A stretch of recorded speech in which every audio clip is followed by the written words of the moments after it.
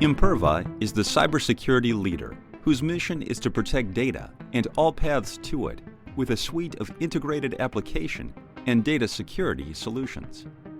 Learn more at imperva.com.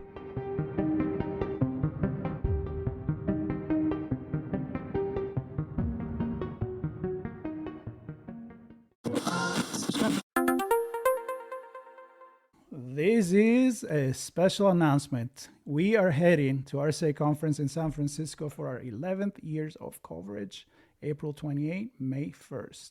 And as always, we're bringing you keynotes, conversations with organizers, speakers, industry leaders, plus the latest insights from the world of cybersecurity. And we'll reconnect with old friends, meet new ones, and of course, we want you and your company to join us. We have a few spots left for full sponsorship and our on-location briefings. You can book yours now at itspmagazine.com/RSAC. We're going. And you're coming with us. Welcome to the AIxCC experience at RSA. Perfect. Welcome. Woohoo! Hello. All right. So AIxCC is a public competition to find and patch vulnerabilities in open source software, particularly in critical infrastructure. And we thought it was important that as part of sharing the mission and the message here, that we level set and get folks into a headspace where they can really focus on the competition and the stakes.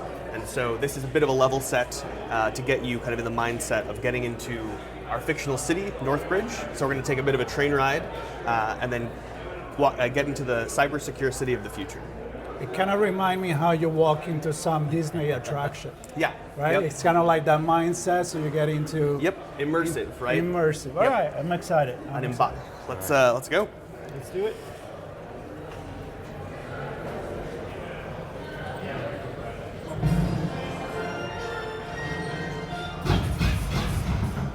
Whoa, it's for real. Welcome. You are currently in transit to Northbridge, an immersive city showcasing the AI Cyber Challenge and embodying the promise and challenges of AI for cybersecurity. My name is Kitty. I'm the virtual host of Northbridge and will do my best to guide you on your visit.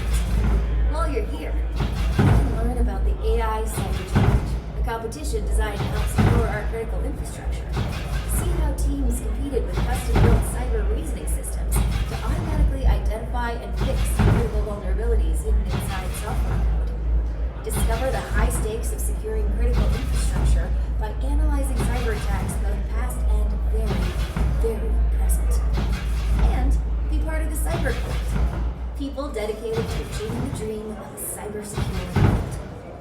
A dream this way naturally has a few enemies, which is why I wanted to A cyber-secure world. Not as long as I'm here. Welcome to Northbridge, a city of broken dreams.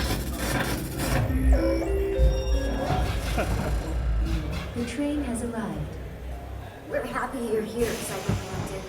If a cyber attack happens while you're here, we're depending on you to help us understand and stop it. For now, as you exit the train, a guide will be waiting to orient you on your journey. So we've arrived in Northbridge. I'm a little nervous, to be honest with you. Stuff is happening. At least the door's open for us. Yes, yeah, the doors still work. All right, that's good. Hello. Pardon us. Welcome to Northbridge. Thank you. On behalf of all the citizens, just come on through and meet Brian. He's a big official welcome. Hi. Thank you. Welcome in. Excellent. Welcome in. Come on into Northbridge. Fantastic. We have our group here. Welcome in. You want to talk in here? Sure. Yeah, there you Excellent. go. Welcome into Northbridge. We get to explore the DARPA-led AI Cyber Challenge. So you get to go through this interactive city to see how we are protecting and securing and defending our infrastructure. So you'll see healthcare, you'll see medical, you'll see water, you'll see cyber. This is what we want you to go through. You're going to follow a simple line through the outskirts of our city here. A lot of interactions, a lot of folks that can answer some technical questions about the challenge as well. We really want you to dive in and learn as much as you can about this DARPA-led challenge. So if you follow me through this way here, we'll meet with Dr. Kathleen Fisher. Fantastic. Well, committee, got our first group heading over this way. We'll hear from Dr. Fisher on the challenge to get started with the journey. Welcome. Thanks for joining. Yeah, how are you guys? Can I give you this? So we record it? Thank you. Sure. Okay. So gather around so that everyone can both see and hear. Dr. Fisher is going to provide an overview and help form context for what you're about to experience in our city of Northbridge. AIxCC is a competition that is designed to bring together the best and the brightest from DARPA's broad performer community to pair generative AI with cyber reasoning systems, program analysis techniques to automatically find and fix vulnerabilities in new open source software. The genesis of the program came about partly because there was a paper that stated that vulnerabilities in open source software, willingness of adversaries to leverage that weakness or nation-state conflict. And it showed that ChatGPT and systems like that were in fact able to find and fix vulnerabilities in a kind of baby scale.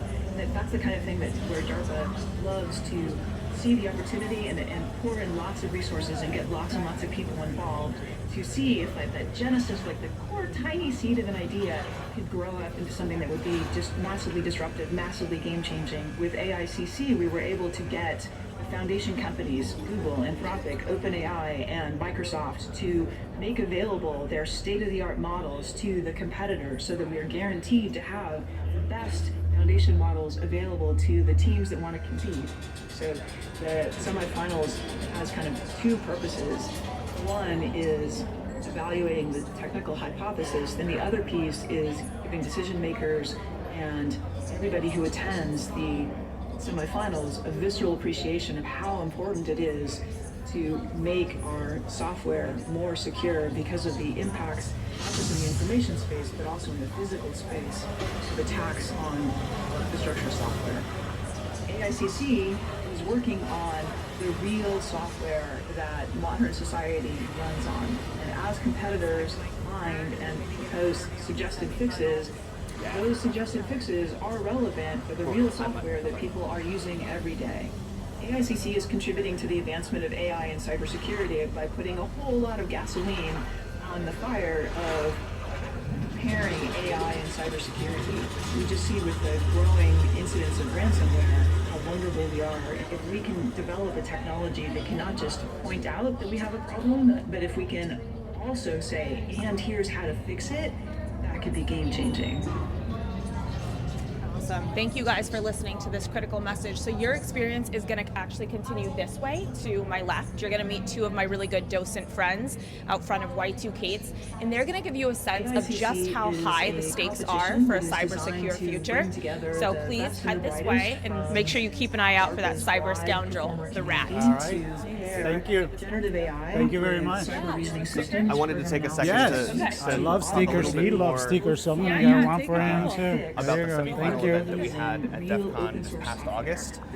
We had 42 teams competing with fully autonomous cyber reasoning systems. So they developed their systems, they handed them over to us, the competition organizers, and we ran those systems against real open source software projects that are used everywhere.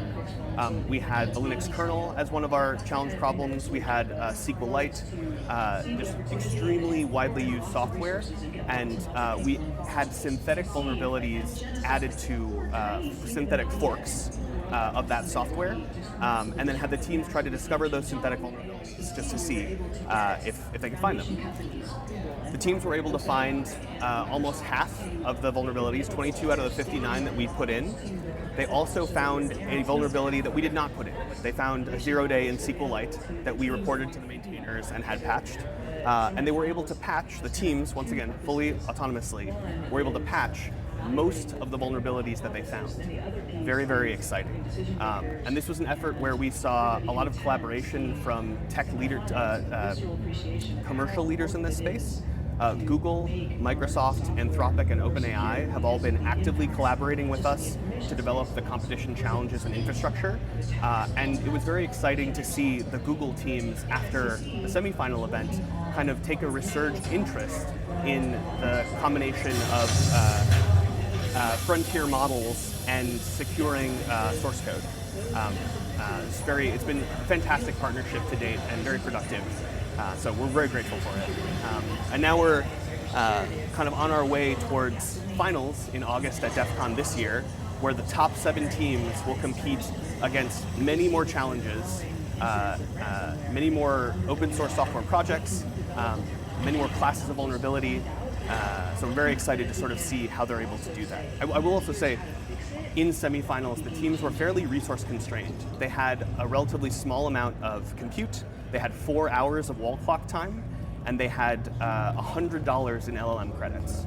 So when they found vulnerabilities and patched them, we're talking tens of dollars per discovery and patch, which is just fantastic. So we've given them more resources as we've upped the difficulty and scale of the challenge for finals, and we're very excited to see what they're able to do with even more resources. Yeah.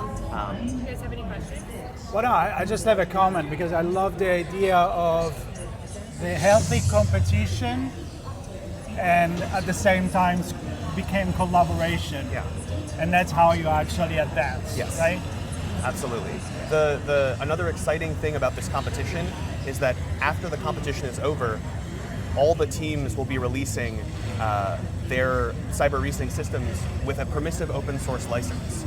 So after they receive their prize money, the community will benefit from that technology. It'll sort of the rising tide will lift all boats, and we're very excited for kind of that transition into a even more collaborative kind of space. An healthy competition. Yes. I love that. Yeah. Love that. Can you tell me a little bit about the teams?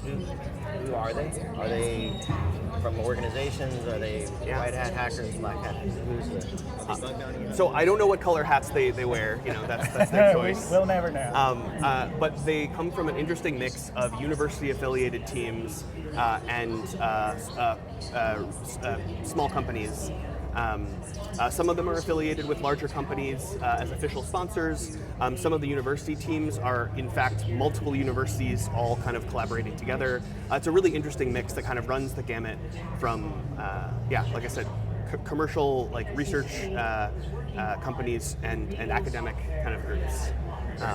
Very cool. It's very exciting. All right, let's keep moving. So as we move through the space, we have a number of different attacks, real-world attacks documented over the last 20-ish years, as well as some lesser-known kind of facts about critical infrastructure, the real consequences of critical infrastructure being vulnerable.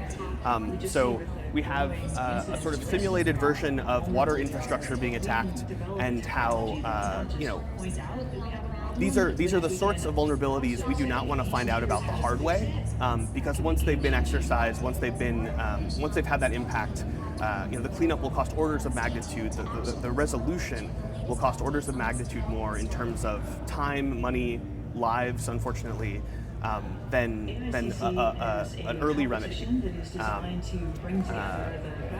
And we really wanted to bring that sense of the gravity of the situation. We wanted to make that really apparent to the audience, because it's one thing, I think, to talk about, especially in the security space.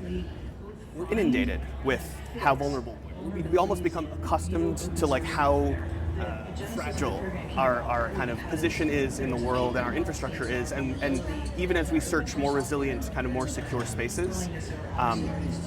And I just think it's important to remember that we are in some respects lucky that the worst has not happened, but it's still very much on the table, unfortunately.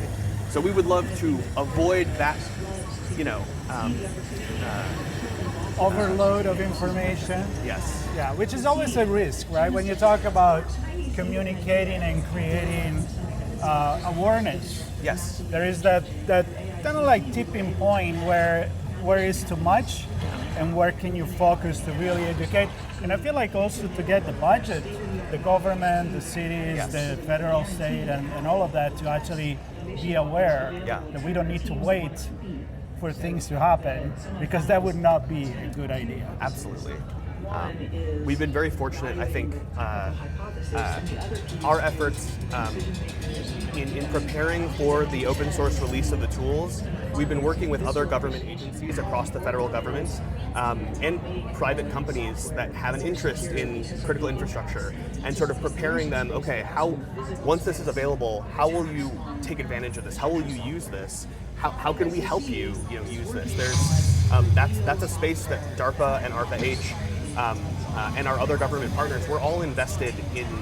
It's very much, a big tent kind of affair, where we know that we have to support both our sister agencies at the federal and state level, as well as private entities that manage or develop some of these critical tools and features. So there are a couple of extremes, right? So there's the fear angle as part of this, and then on the technical side, it can get pretty complicated in terms of what's actually running and what vulnerabilities are there. Absolutely. And how do you bridge that gap to help state, local, and federal agencies understand what the real risk is without being fearful? And then also connecting communications and policy and bringing teams and operations together, and then obviously the individuals to help pull all this. I wish I had a simple answer to that very good question. Not a simple question. But I mean, you hit the nails on the head, right? Like all of those kind of ducks need to be in a row for us to be successful. And I think to the credit of all the stakeholders we've engaged, everyone is willing to come to the table on this, whether they're private industry, they're a government agency that has perhaps authority, but maybe limited budget or resources. EPA Cyber is responsible for a lot of water security in the U.S., and they are a historically understaffed, underfunded effort. I mean, there are 53,000 water filtration and processing plants in the U.S. That's a lot of sites to maintain. And that hardware, that investment in that infrastructure is typically made on multi-decade timelines. So you can imagine, right, a world where that becomes network connected, where we're trying to leverage any flavor of automation, everything kind of that complexity starts stacking up really quickly, and then understanding that, making sure that operation continues seamlessly, that's very hard. And not to mention all the different state, local, and federal entities that you may need to align. So we're working on that, but it is a challenge for sure. Are you working with the AIxCC and the AIxCC? We are. We want to maybe move. We've engaged. We've engaged some of the AIxCCs through our partnerships with like CISA, the sector coordinating councils. And then even found key stakeholders in critical infrastructure kind of maintenance and development to just once again offer our assistance. Like, we're the government, we're here to help, and also ask them, right, where the challenges, what are they seeing, what do they feel is the biggest challenge to securing their own infrastructure? Because oftentimes, right, sometimes they've already thought about this a lot, and they already know what they need, or think they know what they need, and have a pretty good idea, but they're not able to, close that gap entirely, and that's where we can help. We can provide expertise, we can provide funding potentially, and leveraging this technology, the economy of scale, it just becomes much more kind of, the value proposition is very strong at that point. And sharing information. If somebody's successful, then why not sharing so that the people after that, other entity, other government agency, they can also avoid, it's a budget that works out pretty well. Right? Yeah. One discover, the other adopted. Yeah. I think, the AIxCC model is so interesting because that's where you get people that compete in business to collaborate for mutual kind of security benefit. And I think the software supply chain, even their non-open source components, there's a lot still of sort of mutual benefit from collaborating on securing that environment. Especially given how interconnected a lot of institutions are. Thinking about financial institutions particularly, but this is true across the board. So once again, mutual kind of like shared benefit if we can just agree to collaborate like this. Yep. A different community. Yeah, different way of looking at a community. I think another good example of that is healthcare. where you have a very diverse vendor environment and a very complex technology stack where any of those could potentially be a way in to compromise a hospital for a ransomware attack or disclose patient records. So if we walk over to the Northbridge Medical Center, I'm going to take them. So you check in and you don't check out? Yep, doctor. No copay, no copay. It's so one of the things we wanted to highlight, I think once again, coming from an enterprise security space, it's easy to forget how complicated these environments can be. And so as we look at the different kind of threats and insecurities and how the different pathways they open up through these systems. I mean, hospitals are extremely complex, and there's no hospital that runs a single vendor kind of stack. They're running devices from tens of vendors, all that may have different network connectivity requirements, all that have different kind of proprietary protocols that may be hard to introspect, but from an attacker's perspective might provide amazing lateral movement mechanisms, right? So securing these environments is really challenging. We have 6,000 hospitals and clinics in the US today. All of them have pretty unique network configurations. Many of them have health at home and telehealth presence, so they're expanding their network posture into people's homes, remote clinics. Teleradiology is very common. So once again, massive interconnected network. Any gap in that tech stack makes this whole ecosystem vulnerable. And so just kind of trying to provide a small mapping of how these vulnerabilities propagate and manifest. And then even the potential where if we had this very rapid, I think I mentioned earlier, the semifinal round, they had a 4-hour window to analyze hundreds of thousands of lines of source code and find and patch vulnerabilities, and they were successful, with many of them. And so the idea that we could have, a brain-dead integration into our CI/CD pipeline, for example, where the patches are not only being pushed very rapidly, but those are high assurance patches where the evidence of their utility non-interference, the patches will not kind of prevent the application they're patching from, it will continue to function as needed. And then also, how do we start to ensure that the entire network, the entire environment will not be negatively impacted by the changes to that one device? I mean, that's a problem that AIxCC is touching on, but there's other work at DARPA and ARPA-H that continues to look at this. How do we know that the changes we make, whether it's a patch or a configuration change, how do we know that the system will both remain performant and improve its security and safety? Yeah. I realize it's a hard problem that I think everyone in this at RSA is cognizant of. Yeah. But I think it's good to concretize it, right, in these use cases that aren't necessarily known. Well, I think this is a great representation for people that don't really have a big picture, because it's almost like a digital grid with an electric switch. How do you bypass a problem, and how do you make it resilient? Yes. Yeah. That's a big thinking. It's like 360. It's hard. It's hard. It's really hard. And today I think I would love to get to a world where doctors never have to take cybersecurity training, right? Oh yeah. That doesn't, don't we all? Right? I don't want clinical staff to have to think about cybersecurity, right? Well, that's the goal of cybersecurity. It will be that you don't see it. Yep. And it doesn't affect your everyday small mom and pop business, as well as, of course, big organization and organization that save lives. So exactly. I think people that will come here will definitely have a very good picture and vision of what it really is. Still complex, but better understand. Yes. We can't forget that the healthcare system itself is also complex. Yes. Yeah. Yes. Well, of course. So every little part of that whole workflow and patient engagement and healthcare providers and payers, the whole thing is complex with a bunch of systems, tons of data. This paints a picture of an overlay of threats and vulnerabilities, which we also have. Sean, it really makes you think when you start seeing around hack alert everywhere. Right. Yeah.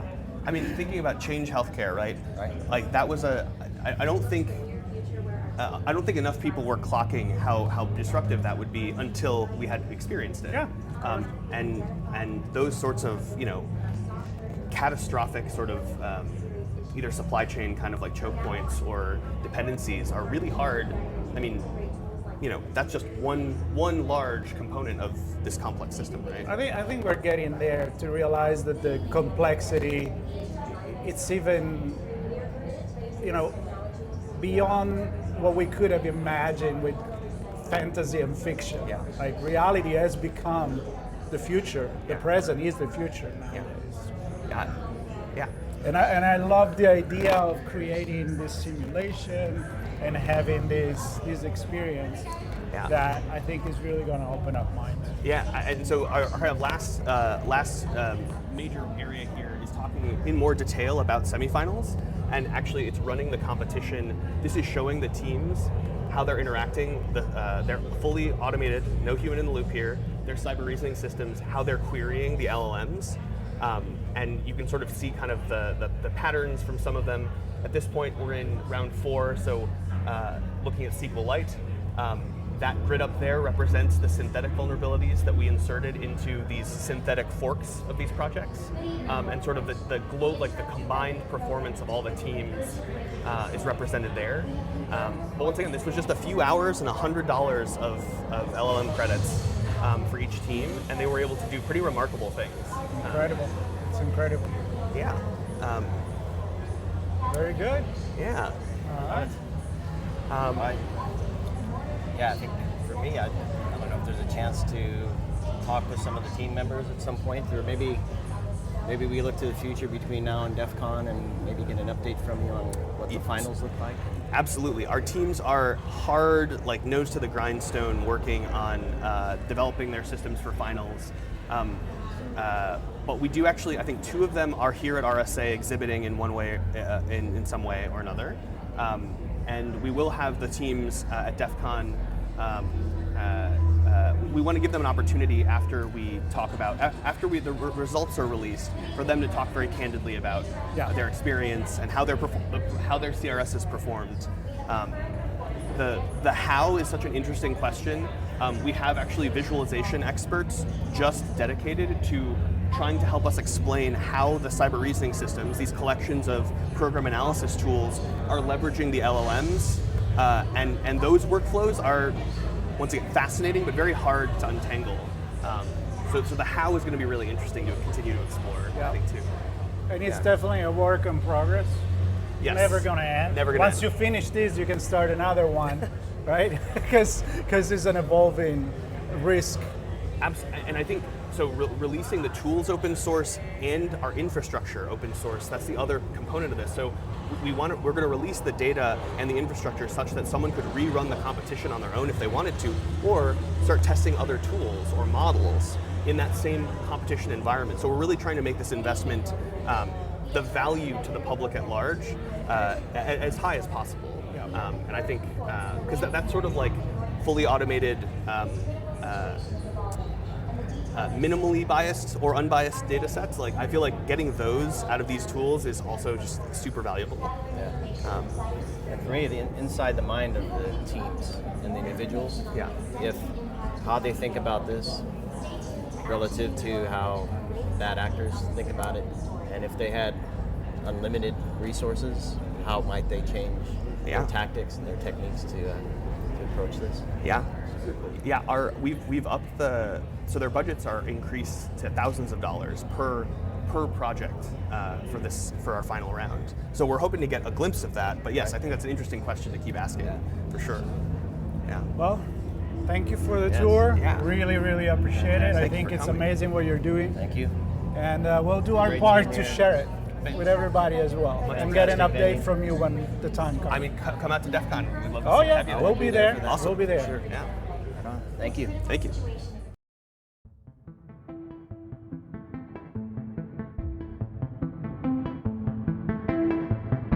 Imperva is the cybersecurity leader whose mission is to protect data and all paths to it with a suite of integrated application and data security solutions. Learn more at imperva.com.